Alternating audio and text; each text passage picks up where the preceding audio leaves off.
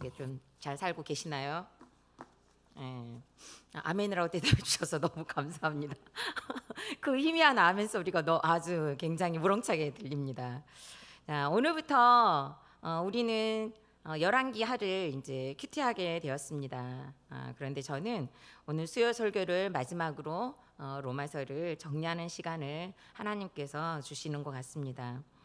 우리는 로마서를 통해서 장시간 큐티를 하면서 6월까지 보냈습니다. 듣도 보도 못한 코로나를 겪으며 흩어져서 예배를 드려진다는 것을 상상하지도 못했는데 우리는 모여서 드리는 예배를 목말라하는 그 시점에 지금 서 있기도 합니다.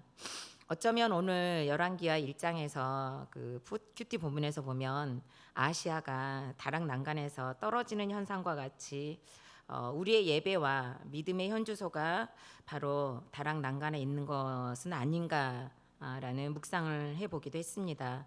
어떤 이들은 코로나라는 다락 난간에서 예배와 말씀을 사수하는가 하면 어떤 이들은 아하시아 왕처럼 코로나라는 다락 난간에서 떨어져 침상에 눕듯이 영적으로 나태함과 게으름과 모이지 않는다는 이유로 핑계의 침상에서 일어나지 못하게 되는 모습도 있겠지만 그나마 이렇게 수요 예배라도 현장 예배로 드릴 수 있도록 열려 있으니 나라에서 권하는 지침을 지키면서 흩어진 것 같은 모임으로 침상에서 일어나시는 기회로 선용하셨으면 하는 바람을 가져봅니다.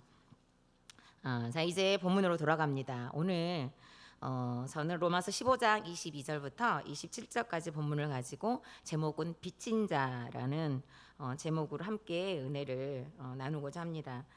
첫째, 빚진 자라도 빚진 자라고 고백한 바울에게도 막혔던 때가 있다고 말을 합니다. 22절하고 23절에 보니까요. 그러므로 또한 내가 너희에게 가려 하던 것이 여러 번 막혔더니 이제는 이 지방에 일할 곳이 없고 또 여러 해 전부터 언제든지 서반하러 갈 때 너희에게 가기를 바라고 있었으니라고 합니다. 바울은 진짜 가고자 했던 곳이면서 최종 그 사역의 그 목적지가 사바나였습니다. 지금의 그 스페인을 말합니다. 당시 로마가 세계 중심이었기 때문에 바울은 로마 교회에서 파송을 받아서 복음을 전하는 그 비전을 품고 있어서 그 비전으로 서바나를 가고자 했습니다. 그런데 그 길이 자꾸 막혔습니다. 바울의 생각대로 잘 진행이 되지 않았던 거죠. 하지만 바울은 이 서바나를 향한 꿈을 버리지 않고 늘 기도하고 서원했습니다. 바울은 서바나를 가고자 했을 때 자신의 그 일을 목적을 품는 것이 결코 아니었죠. 오로지 목적은 구원이었습니다. 그랬기에 그 길이 막힐 때 성급하게 움직이거나 자신의 생각대로 추진하거나 하지 않고 일할 곳이 없을 때까지 참고 인내하면서 하나님이 열어주실 때까지 기다렸습니다. 우리도 어떤 복잡한 문제가 생기면 단순하게 생각하기를 연습하고 있습니다. 그 단순하게 생각하는 방법은 바로 구원이죠. 구원. 구원의 관점으로 사건을 바라보고 해석을 하면 복잡한 것도 단순하게 되는 것들을 볼 수 있습니다. 내 이익이 먼저가 아니라 바로 구원을 염두에 두면 오히려 답이 금방 빨리 나올 때가 있습니다. 본문을 통해 저는 저에게 있어서 여러 번 막혔던 일은 무엇일까 묵상해 봤더니 굉장히 많더라고요. 여러분들도 많겠죠. 굉장히 많더라고요. 저는 보니까 초등학교 시절에 3번의 가출이 막혔고 5학년 때는 자살 시도가 막혔고 가난한 환경이니까 학업이 막히고 결혼해 보니 이도저도 뚫린 것이 하나도 없는 것처럼 외아들에다가 홀 시어머니를 모시고 직장 생활을 하며 남편의 학업을 도와야 하는 것으로 막혔고 아유 숨이 안 쉬어져요. 그리고 그나마 또 생색이라도 좀 낼 법한 그 남편의 학업이 중단되면서 제가 꿈꾸던 목회자의 아내, 저기 우리 사모님이 앉아 계시나요? 제가 꿈꾸던 목회자의 아내, 사모가 되고자 했던 게 막혔죠. 그뿐입니까? 이혼을 이혼으로 피하려고 했더니 이혼도 막혀. 이혼도 막혔고 또 그나마 오랜 시간 동안 근무하던 직장도 내려놓아야 해서 유일한 그 물질의 통로였던 직장도 막혔죠. 그리고 지금은 코로나로 저와 여러분이 각자의 환경에 다 막혀 있죠. 뿐만 아니라 저는 지금 친정어머니 병수발을 들여야 하는 환경에 놓이게 되니 마음대로 어디를 갈 수도 없고 계속 식단 관리를 해야 해서 다들 이 나이가 되면 주방이 멀어지잖아요. 그런데 더 주방에 묶이게 되니까 정말 그동안 제 삶에서 어쩌면 가장 심하게 막혀 있는 어느를 살고 있지 않나라는 생각을 합니다. 하지만 이 막혀 있는 환경들을 묵상하면 묵상할수록 그 막혔던 자리에는 생명이 있었고 자유가 있었고 영적 성장이 있었다는 것을 고백하지 않을 수가 없습니다. 자살을 시도했던 막힘의 자리에선 생명을 연장받았고요. 해마다 가출을 시도했던 막힘의 자리에서는 그나마 가출을 못해서 이 정도지 가출을 했으면 상상도 안 돼요. 상상도. 정말 얼마나 난리였겠어요 제가. 또한 남편 고난으로 막히고 이혼도 막혔으니 오늘 제가 여기 있지 않겠습니까? 남편 때문에 이혼을 꿈꿨던 제가 얼마나 성장했는지 여러분들이 증인이죠. 우리 주일학교도 증인이에요. 그리고 지금은 남편보다 더 강력한 펀치를 가진 친정 어머니를 모시는 환경에서 더 한층 영적으로 성숙해지고 있음을 부인할 수가 없습니다. 요즘 큐티를 하면서 저는 그동안 정말로 긴 시간 동안 또 막혀 있는 게 뭘까라고 묵상을 했을 때 저는 요즘 계속 떠오르는 그 분들이라고 좀 그러지만 떠오르는 가족들이 있습니다. 그러니까 막혔더니에서 떠오르는 가족들이 있어요. 23절에서 보니까 이제는 이 지방에 일할 곳이 없고라는 본문처럼 바울은 일할 곳이 없을 때까지 그곳에 있었지만 저의 경우는 제 문제를 어느 정도 묵상이 되어지고 나니까 이제는 막혀있던 사촌들이 자꾸 떠오르는 거예요. 제 마음에서 자꾸 꿈틀꿈틀하면서 떠오르기 시작했습니다. 일할 곳이 없고까지가 되면 다시 말해서 그러니까 그 정도로 많은 시간과 깊은 시간에 걸쳐서 저의 재성과 사투를 벌이는 그 시간까지 가게 되면 하나님께서는 다른 묵상의 거리를 계속 주시는 것 같습니다. 그때까지 우리는 끊임없이 묵상하고 또 묵상하고 또 묵상하고 또 묵상하고 치열하게 묵상하는 것이 맞다는 생각을 정말 합니다. 저는 어린 시절 조금 특별하게 지낸 것 같아요. 왜냐하면 5학년 때까지 가출과 자살을 시도하면서 어떻게든 저는 집을 벗어나고 싶었어요. 엄밀히 말하면 집이 아니라 친정 어머니를 벗어나고 싶었던 거죠.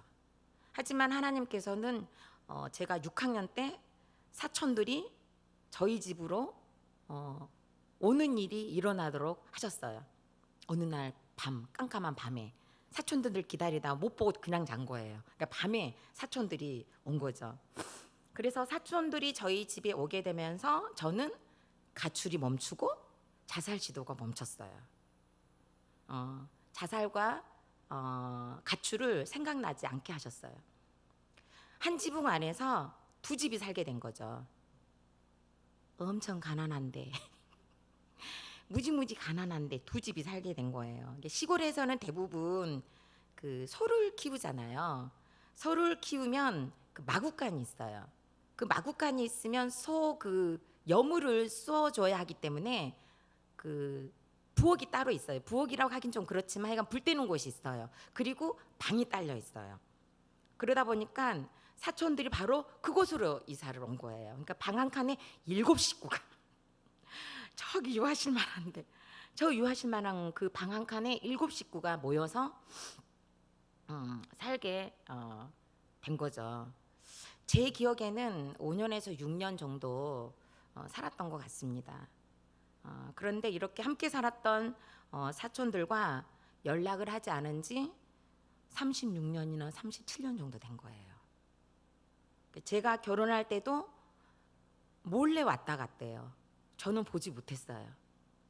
그리고 친정아버지께서 소천하셨을 때도 만나보지 못했어요.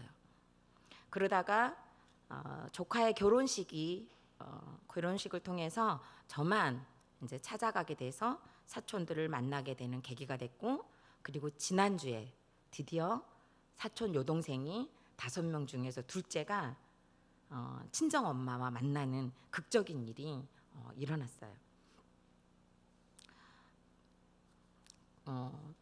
그동안 사촌들과 왜 우리는 막혀 있었을까 생각해 보면 너무 아팠기 때문이었다는 생각을 하게 돼요. 이유를 막론하고 그 당시에 저희 가정은 존재 자체가 가해자였던 거예요. 저는 그동안에 존재 자체가 가해자라는 게 저한테는 해당 사항이 없는 줄 알았어요. 그런데 남편에게서도 저는 존재 자체가 가해자더라고요. 그런데 그 당시에 저희 친정이 존재 자체가 가해자였던 거죠. 그 당시 힘들어서 너무너무 힘들어서 가난한 큰 집에서 생활한다는 그 자체가 사실은 서로에게 너무도 큰 막힘이었죠. 너무나 큰 막힘이었을 거예요. 그리고 친정 부모님도 굉장히 힘드셨을 거예요. 그래서였는지 그 당시 제가 부끄러울 정도로 부모님께서는 사촌들에게 쏟아내셨어요. 그래서 저는 이렇게 그 뒤뜰에 참 울었던 기억이 나요. 너무너무 많이 왜 우리 엄마 아버지는 저럴 수밖에 없는지 울었던 기억이 나고 사촌들을 제가 되게 눈치를 많이 봤어요. 그리고 제 동생은 안아주지 못하면서 그 사촌 동생은 안아주고, 그렇게 해서라도 뭔가 풀어보고 싶은 그게 굉장히 많았었어요. 그리고 그때 굉장히 다들 어렸기 때문에 그 사촌들은 얼마나 그 상처가 되었는지 저는 가늠할 수 없지만 왕래가 없었던 걸로 보아서 엄청난 아픔이었을 것이라는 짐작을 하게 되는 거죠. 존재 자체가 가해자였던 저희 가정을 대표해서라도 미안하다고 사과를 해야 한다는 생각을 하기에 이르렀어요. 그 당시 가해자였던 아버지는 돌아가시고 계시지가 않습니다. 어머니는 지금 계시지만 기억이 안 나신대요. 잘해준 것만 기억이 나신대요. 정말 그러니까 제가 어떻게 될지 모르겠더라고요. 근데 그것도 기다려야 되는 그런 상황이고, 저는 제가 느끼고 제 회개를 이루는 것이 마땅하다는 생각을 하게 됩니다. 그래서 아버지를 대신해서라도 사촌들에게 진심으로 미안함을 전하기 위해 사촌들을 만나기를 바라는 마음을 하나님께서 지금 주시고 계십니다. 만남을 가지기 전에 큐티하면서 조경으로 사촌들에게 간증을 보냈습니다. 그리고 묵상을 보내기 시작했습니다. 바울은 이제는 이 지방에 일할 것이 없다고 했어요. 이 지방에서 바울이 할 수 있는 일은 대부분 다 했다는 뜻이에요. 더 이상 할 것이 없을 정도로 바울은 그곳에서 일을 마저 했습니다. 마찬가지로 저에게는 이 묵상을 맨 처음에는 교육자들 통해만 올렸어요. 그러다가 목장톡에 올리게 되고 가족톡에 올리게 되고 친정 동생들에게 올리게 되고 목자톡에 올리게 되고 각종 모임톡에 올리게 되고, 이제는 아는 지인들을 불러 모아 단톡방을 만들어서 올리게 되었고, 지지난주에는 지난주에는 여자 친척들 톡방을 만들어서 올리게 되었고, 이번 주 월요일을 기점으로 해서 조심스럽게 혹시라도 부담스러울 수 있을지 몰라 기도하는 마음으로 남자 사촌들에게까지 이제 올리게 되었습니다. 일할 곳이 없을 때까지 인내하게 되면 하나님은 이렇게 지경을 넓혀주시는 것을 봅니다. 비록 저의 묵상이 모든 것을 말해주는 것은 아니지만 바라기는 제가 만난 예수 그리스도를 그들도 만나기를 바라는 소망이 불타오르고 있습니다. 그리고 제가 복음으로 말씀으로 해석받고 살아난 것처럼 그들도 살아나기를 바라는 마음입니다. 질문해 보시기 바랍니다. 여러분에게 있어서 막힌 곳은 어디입니까? 막힌 것은 무엇입니까? 막혔다고 무조건 도망가거나 회피하지는 않습니까? 일할 것이 없을 때까지 막혀 있어야 하는 환경에 동의가 되십니까? 두 번째로 빚진 자라고 고백한 바울은 예루살렘을 예루살렘을 섬기기를 원했습니다. 25절하고 26절입니다. 그러나 이제는 내가 성도를 섬기는 일로 예루살렘에 가노니 이는 마게도냐와 아가야 사람들이 예루살렘 성도 중 가난한 자들을 위하여 기쁘게 얼마를 연보하였습니다. 서반하러 가는 대단한 비전을 가지고 있어도 먼저 섬겨야 할 대상이 있다고 김양재 목사님께서는 절대 순종이라는 책을 통해서 설명을 하고 계십니다. 사소해 보여도 먼저 순종해야 할 것이 있다고 하셨습니다. 바울은 동족 예루살렘을 섬기러 간다고 본문을 통해서 다시 강조를 합니다. 예루살렘에 가난과 흉년이 찾아왔다는 소식을 듣고 이방인 교회가 예루살렘 교회를 돕기 위해 헌금을 한 거죠. 바울이 지금 그 헌금을 가지고 가는데 이때 마게도냐와 아가야 성도들도 예루살렘에 있는 가난한 자들을 위해 기쁘게 얼마의 헌금을 준비했다는 것입니다. 일명 선교지였던 곳에서 모 교회인 예루살렘을 돕게 된 경우가 된 거죠. 주객이 전도됐다고 해야 할까요? 바울은 굉장히 조심스러웠을 것 같습니다. 어찌 보면 신앙의 모태였기 때문에 영적으로도 선교를 하니 육적으로도 나눌 것이 있어서 선교지에 팍팍 후원을 하면 얼마나 폼도 나고 좋겠습니까? 그런데 지금 예루살렘 교회는 그런 상황이 아닌 거예요. 선교지에서 도움을 받아야 할 정도로 힘겨운 상황이 되었던 것입니다. 그러기에 바울은 너무도 조심스럽게 성도를 섬기는 일로 예루살렘에 간다라고 표현을 합니다. 더우러 간다, 주로 간다 이런 표현을 하지 않습니다. 섬기러 간다라고 표현을 하고 있습니다. 저는 이 대목이 굉장히 공감이 많이 됩니다. 왜냐하면 저 역시 많은 통로들로부터 섬김을 받고 있기 때문입니다. 여러 곳곳에서 보내주는 다양한 식재료들을 어떻게 다 말로 나열할 수가 있겠습니까? 정말 나열할 수 없을 정도로 풍성하게 받고 있습니다. 처음에는 이 받는다는 것이 굉장히 부끄러웠어요. 부끄럽고 굉장히 힘들었어요. 얻어먹는다는 느낌이 있는 거예요. 얻어먹는다는 느낌이 좀 강했고 그리고 자꾸 연민이 올라와서 누려지지가 않았었어요. 정말 누려지지가 않았는데 구속사를 접하고 나니까 지금의 모든 환경은 사실 하나님이 내게 허락한 환경이잖아요. 이렇게 해석이 되고 나니 어찌 보면 받는 것도 주의 뜻이요. 도움을 베푸는 그분들의 손길도 하나님의 손길이라는 이 확신이 오게 되니까 누리게 되더라고요. 그리고 이제 너무 감사하게 받게 되고 하나님이 주셨다는 생각을 하게 되면서 도움의 손길들을 통해서 이제는 기도하게 되고 기도하게 되는 그리고 이게 많이 자유로워지고 감사하게 되는 단계가 되더라고요. 이번에도 동생이 오면서 닭을 10마리를 가져온 거예요. 여러분들 닭 10마리 받아보셨나요? 주일학교 설교를 하면서 너네들 닭 10마리 한꺼번에 받아봤니? 라고 물어봤더니 다들 막 헉! 막 이러면서 막 댓글이 막 올라오더라고요. 여기 계신 분들도 없나 봐요.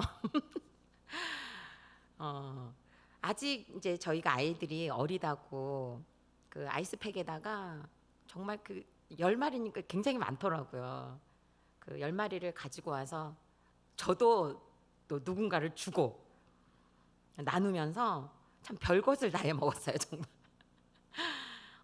하나님은 연민으로 그것을 받지 않고 감사함으로 받게 되니 저도 누군가에게 나눌 수 있는 환경으로 누리도록 먹거리의 지경도 확장해 주신 은혜도 주셨습니다. 바울은 동족인 예루살렘을 섬기러 간다고 해요. 어찌 보면 가장 어려운 섬김이지 않을까 싶습니다. 차라리 모르면 섬김이 더 수월할 수 있어요. 얘가 맞을지 모르겠어요. 얘가 맞을지 모르겠지만 그 요양보호사를 하시는 몇몇 분들이 그런 말씀을 하시는 걸 들었어요. 내 부모는 모시기 힘들어도 요양원에 계시는 분들은 케어하는 일을 할 수 있대요. 차라리 남이니까 가능하다는 걸, 월급을 줘서 그런지 어쩐지는 모르겠지만 그게 가능하다라고 얘기를 하더라고요. 나를 낳아 기른 부모를 케어하는 것이 더 힘들다는 얘기예요. 왜일까요? 다른 여러 이유들도 많이 있겠죠. 그렇지만 많은 이유들 중에 제 짧은 생각으로는 상처가 있기 때문이 아닐까. 전후 사정을 다 아는 경우기 때문에 사실 케어하는 거에서 도움이 되면 굉장히 효과적이잖아요. 알게 되니까. 그렇지만 이 상처라는 것이 해결되지 않고 자리 잡고 있으면 오히려 이 상처 때문에 케어하고 보호하고 도움을 주는 데 있어서 걸림돌이 되고 거치는 것으로 나타나기 때문이 아닐까라는 생각을 합니다. 바울도 마찬가지였을 거예요. 한때 바울을 잡아 죽이려고 했는데 예루살렘 교회가 유대인들이 받아 죽이려고 했는데 도와주러 가야 되는 입장인 거죠. 그런데 바울은 예루살렘 교회를 잊을 수가 없었어요. 잊을 수가 없었어요. 우리도 나의 예루살렘이 있어요. 차라리 남이면 나을 것 같은 예루살렘. 에이 진짜 떠오르는 누군가가 있나요? 차라리 남이면 가끔 가다 보면 직장에서 보면 얼마나 좋아. 그런데 정말 나의 예루살렘이 있죠. 저도 옛날에 그 남편이 저 앞에서 오면 저 사람은 내가 모르는 사람이었으면 정말 그런 적이 참 많았어. 그리고 기도문도 막 했어. 하나님 저 사람이 모르는 사람이었으면 좋겠어요. 막 이렇게 막 기도도 했어요. 그리고 막 지나가기도 했어요. 그리고 막 지나가면 모른 척하기도 했어요. 진짜 그런 나의 예루살렘이 있어요. 저만 그런 거예요? 나에게 상처를 주고 남이면 상처를 안 줘요. 나에게 상처를 주고 나를 힘들게 하고 여전히 나를 못 견디게 하고 그것도 모자라서 나를 외롭게 하고 나를 고독하게 하고 나의 예루살렘이 있어요. 그리고 내 맘대로 안 되는 나의 예루살렘이 있어요. 하나님은 이 예루살렘을 통해서 나를 훈련하고 계시다는 것도 알아요. 알아요. 분명히 알아요. 아는데 꼴 보기 싫어. 아는데 꼴 보기 싫은 거죠. 근데 그게 바로 내 예루살렘이에요. 오늘 하나님은 이런 예루살렘을 섬기라고 하세요. 바울이 예루살렘을 섬기러 간대요. 하나님이 오늘 저와 여러분에게 이런 예루살렘을 섬기래요. 그냥 섬기는 것이 아니에요. 뭘 가지고 가요? 연보를 헌금까지 갖고 가잖아요. 꼴 보기 싫은데 주기도 해야 돼요. 자, 여러분 질문해 보시기 바랍니다. 여러분이 섬겨야 할 예루살렘은 누구입니까? 꼴도 보기 싫은데 가까이 해야 하고 꼴도 보기 싫은데 입에 넣어줘야 하고 입혀야 하고 내 땀과 수고가 가야 하는 섬김의 대상임이 여러분들 인정이 되십니까? 이 예루살렘을 섬기는 것이야말로 나의 훈련 코스라는 것을 인정하고 섬기러 가보시는 적용을 해보시기를 바랍니다. 세 번째로 빚진 자는 나누고 섬기는 것을 마땅하게 여기는 자입니다. 27절에요. 저희가 기뻐서 하였거니와 또한 너희는 그들에게 빚진 자니 만일 이방인들이 그들의 영적인 것을 나눠 가졌으면 육적인 것으로 그들을 섬기는 것이 마땅하니라 라고 말씀합니다. 섬김은 빚을 갚는 것이라고 합니다. 영적인 섬김을 받고 육적으로 갚는 것, 이것이 섬김의 방법이라고 절대 순종의 해석이 되어 있더라고요.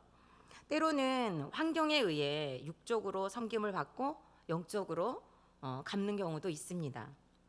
예루살렘 교회가 이방 교회들에게 영적인 것을 나눠 주었기 때문에 육적인 것으로 섬기는 것이 마땅하다라고 이야기를 합니다. 이 말은 이방 교회들을 향해서 좀 더 강조해서 하는 말입니다. 하지만 더 넓은 의미에서는 예루살렘 교회와 이 편지를 받아든 그리고 이 편지를 읽게 되는 모든 그리스도인들을 향해 서로 나누고 섬기는 것은 피차 마땅한 일임을 강조하고 있습니다. 왜일까요? 바로 우리는 빚진 자들이기 때문입니다. 강철 왕이라고 불리는 그 영국의 카네기 이야기가 있습니다. 매우 가난한 환경에서 태어났다고 해요. 삶이 너무나 힘들어서 기회의 땅 미국으로 건너가고자 결심하고 모든 재산을 털어 여비를 마련했는데 20파운드가 부족했다고 합니다. 이를 알게 된 그 어머니의 친구 헤더슨 부인은 돌려받을 보장이 없는 이들에게 선뜻 큰 돈을 내어주었답니다. 미국에 도착한 카네기 가족은 제일 먼저 주머니 하나를 만들었대요. 그래서 이 주머니 하나를 만들어서 그곳에 온갖 구준질을 해서 본 돈들을 50센트씩 동전 한 입으로 바꿔서 놓고 난 다음에 뭐 필요한 것들을 샀다고 합니다. 드디어 20파운드에 해당되는 돈이 주머니에 모이자 이들은 전신한으로 이를 영국으로 보내서 빚을 갚고 너무나 좋아서 가족 파티를 열었답니다. 즐거운 분위기가 무르익을 즈음에 카네기는 가족들에게 이렇게 말했다고 합니다. 오늘 우리는 빚을 다 갚았습니다. 그러나 빌린 돈은 다 갚을 수 있어도 받은 바 은혜는 다 갚을 수 없는 것입니다. 라는 이야기를 했다고 합니다. 바울은 본문에서 먼저 13장 8절에 보면은요. 피차 사랑의 빚 외에는 아무에게든지 아무 빚도 지지 말라고 했습니다. 우리가 살아있다는 자체가 바로 빚진 자입니다. 어떤 사람이 나는 살아오면서 남에게 신세진 적이 없어 라고 말하는 사람이 있다면 그 사람은 참으로 교만한 사람일 것입니다. 우리 인생에 빚지지 않고 사는 사람은 한 사람도 없을 것입니다. 나를 낳고 키워준 부모님을 비롯해 우리는 함께 자란 형제들에게 빚을 지고 가르치고 도움을 받았던 수많은 이들에게 빚이 있습니다. 가장 큰 빚은 바로 그리스도의 구속의 빚을 것입니다. 나는 죄만 짓고 사는데 내 죄를 값없이 지신 그 빚은 정말 갚을 길이 그 어디에도 없습니다. 우리는 은혜에 빚진 자들입니다. 그러기에 영적인 것을 나눠 가지는 것도 육적인 것으로 섬기는 것도 사실은 마땅합니다. 우리 남편님들 가족을 위해 열심히 일하시니 생색이 나십니까? 우리 아내님들 가족을 위해 부엌에서 요즘같이 뜨거운 날 뜨거운 불과 싸우며 음식하고 집안일 하는 것이 생색이 납니까? 우리 사장님들 내가 월급 주는데 하면서 직원들에게 혹시 생색이 나십니까? 우리 직원님들은 내가 지각도 조퇴도 하지 않고 야근까지 하면서 내가 일해주잖아 라면서 혹시 생색이 나십니까? 우리 부모님들 내가 너를 어떻게 키웠는데 너 나한테 하면서 생색이 나십니까? 아니면 우리 자녀님들은 이렇게 잘한 게 어디예요? 라면서 줄 수 있으면 더 줘요. 라면서 또 부모님께 생색내고 있지는 않습니까? 오늘 성경에서는 마땅하니라 마땅하니라 라고 말씀하고 계십니다. 저와 여러분이 나눠 가졌으면 섬기는 것이 마땅하다라고 하십니다. 여러분 질문해 보시기 바랍니다. 마땅하다 되지 않고 자꾸 생색이 올라오는 것은 무엇입니까? 덜 나눈 것은 무엇이고 아직 섬겨지지 않은 것은 무엇입니까?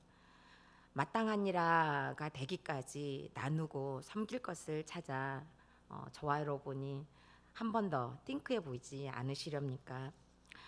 이 시간 말씀을 붙잡고 기도하는 시간을 가졌으면 좋겠습니다. 바울은 본문을 통해 우리가 빚진 자라고 합니다. 우리는 복음의 빚진 자요, 혈육의 빚진 자요, 삶의 곳곳에 우리는 빚진 자로 살아가고 있다고 해도 과언이 아닐 것입니다. 이 시간 막혀 있다고 여기는 곳은 어디이고 무엇인지, 그리고 내가 찾아가야 할 예루살렘은 어디이고 또 누구인지, 마땅히 나누고 섬겨야 할 것은 무엇이고 또 누구인지, 이 시간 기도하는 시간을 통해 섬기는 것으로 마땅한 삶을 살아내는 저와 여러분이 되시기를 간절히 소망하겠습니다. 이 시간 다 같이 간절히 기도하는 시간 같습니다. 기도하겠습니다. 사랑하신 하나님 아버지, 은혜를 감사합니다. 이 시간도 저희들 말씀을 허가하여 주셔서 빚진 자라는 제목을 가지고 하나님 앞에 말씀을 듣도록 인도하여 주시니 주님 너무너무 감사합니다.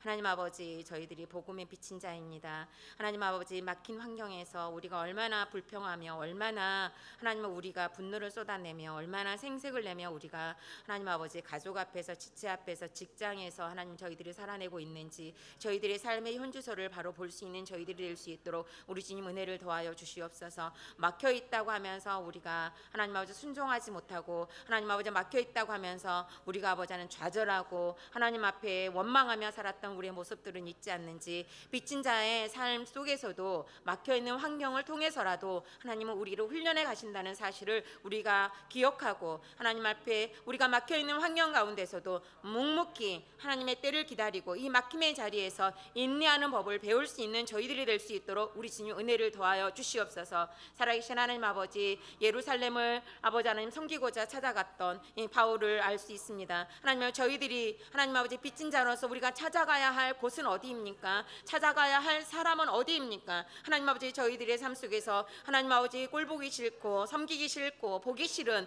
그리고 보지 않았으면 좋겠는 사건과 하나님 아버지 지체들이 있습니다. 가족들이 있습니다. 하나님 아버지, 우리가 섬겨야 할 가족들과 섬겨야 할 지체들과 섬겨야 할 환경들과 문제들을 잘 직면할 수 있도록 저희들에게 은혜를 더하여 주시옵소서. 살아계신 하나님 아버지, 우리가 섬겨야 할 것들을 잘 분별하고 섬길 수 있는 저희들이 될 수 있도록 은혜를 더하여 주시옵시고, 우리가 마땅한 섬기름을 해 나갈 수 있도록 우리 주님 은혜를 더하여 주시옵소서. 우리가 빚진 자의 사명을 아버지 하나님 우리가 알고, 하나님 아버지 저희들이 섬겨야 할 것은 무엇인지 내어주고, 하나님 아버지 육적으로나 영적으로나 우리가 나눌 수 있는 저희들이 될 수 있도록 우리 주님 은혜를 더하여 주시옵시고, 가정 안에서도 공동체 안에서도 하나님 직장 안에서도 어디 있는지 우리가 속해 있는 자리에서 우리가 하나님 아버지 모든 것을 나누고 섬기는 자의 삶을 하나님 예수 그리스도 이름으로 살아낼 수 있도록 하나님 아버지 은혜를 더하여 주시옵소서. 사랑해주신 하나님, 저는 혈육으로 부모님께 빚진 자입니다. 어릴 때는 저 혼자 큰 줄 알고 교만하던 자입니다. 가족 친지들에게 빚진 자입니다. 복음에는 믿음의 손조들에게 빚진 자요, 예수 그리스도께 구속에 빚진 자입니다. 날마다 회개를 해도 다함이 없는 저의 죄를 위해 십자가를 지신 그 사랑과 천국을 소망케 하고 확신케 하는 복음의 빚을 어찌 계산을 할 수 있겠습니까? 날마다 말씀 안에서 회개를 이루며 한 걸음씩 고국을 향해 담대히 나아가는 하늘 가족 공동체가 되도록 인도하시고, 코로나로 인해 묶이고 막혀있는 이 시간들을 잘 분별하여 영육의 나눔과 섬김의 통로가 막히지 않도록 성령께서 더욱 강력하게 역사하여 주옵소서. 온 세계와 나라를 지키셔서 코로나19를 잘 대처하는 지혜를 주시고, 특히 한국교회가 이 문제를 믿음으로 잘 해석하고 직면해 갈 수 있도록 인도하여 주옵소서. 코로나19로 인해 복음의 문이 닫혀지고 예수 그리스도의 십자가가 퇴색되지 않도록 한국교회가 깨어서 영적 무딘함의 침상에서 속히 일어날 수 있도록 인도하여 주옵소서. 예수 그리스도 이름으로 기도드립니다. 아멘.